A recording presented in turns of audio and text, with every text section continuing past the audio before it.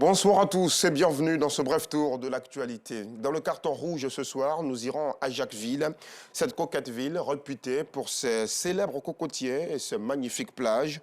Mais si l'on y prend garde, Jacquesville présente de plus en plus un visage différent de celui des années précédentes. L'insalubrité se pose désormais en norme. Partout à Jacquesville, l'on rencontre dans les rues des tas d'ordures entassées. Les plages n'échappent malheureusement pas à ce constat.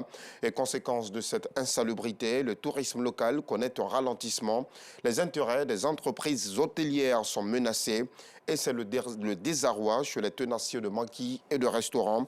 Un sujet à voir dans le carton rouge que nous proposent Joël Gosset et Kader Bachil à 19h30. Un accident de la circulation est survenu hier lundi 30 janvier sur l'axe Divo-Lakota. Bilan macabre, 2 morts dont le chauffeur du car et 44 blessés. Selon les témoignages des rescapés, le car a longtemps zigzagué sur la chaussée avant de faire une sortie de route avec 2 tonneaux et finir sa course dans un champ d'EVA. 7 blessés graves ont été évacués au centre hospitalier régional de Gagnoa et les autres à l'hôpital général de Lakota par les services de secours, notamment les sapeurs-pompiers civils, a annoncé dans la soirée le ministère des Transports dans un communiqué. Et en religion, à l'occasion de la commémoration de la naissance du prophète Mohammed, dans la nuit du jeudi 26 au vendredi 27 janvier à Néoulefla, les commerçants ont fait le plein de bénéfices, vendeurs d'accessoires de prières et d'articles divers et même des tradipraticiens. Tous étaient présents pour offrir aux participants leurs services. La moisson était d'ailleurs bonne. Grâce au Maoulid, tous les produits ont été écoulés. Vous verrez le constat de nos reporters à 19h30. Aux 2 plateaux, dans la commune de Cocody, c'est un gigantesque trou qui inquiète.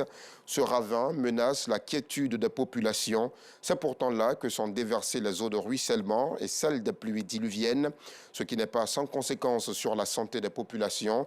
Les odeurs fétides et nauséabondes font souffrir les riverains.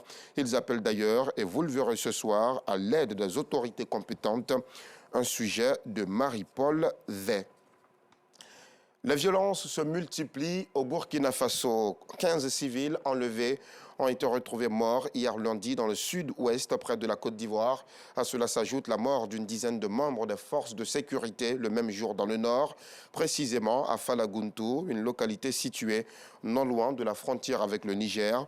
Le bilan provisoire enregistré fait état de 12 combattants tombés, dont 2 volontaires pour la défense de la patrie. Vous le savez, ces supplétifs civils de l'armée burkinabé. L'état-major parle également d'un civil tué. Ces enlèvements et attaques attribués aux terroristes interviennent 10 jours après la décision du gouvernement burkinabé d'exiger le départ des 400 soldats des soldats français de la force Sabre basée à Ouagadougou. La décision du Burkina est motivée par la volonté des autorités de la transition et de l'ensemble des Burkinabés d'être les acteurs premiers de la reconquête de notre territoire, selon le porte-parole du gouvernement, Jean-Emmanuel Ouedraogo. Le pape François a entamé aujourd'hui sa tournée africaine. Il a foulé le sol de la République démocratique du Congo. Première étape, première escale avant de partir pour le Soudan du Sud vendredi.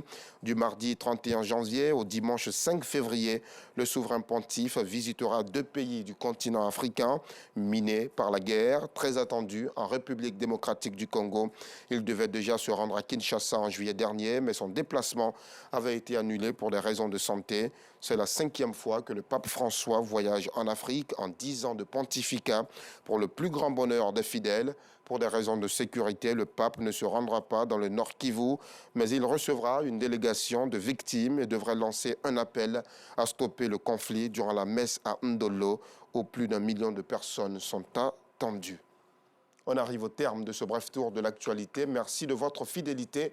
À tout de suite pour le 19h30.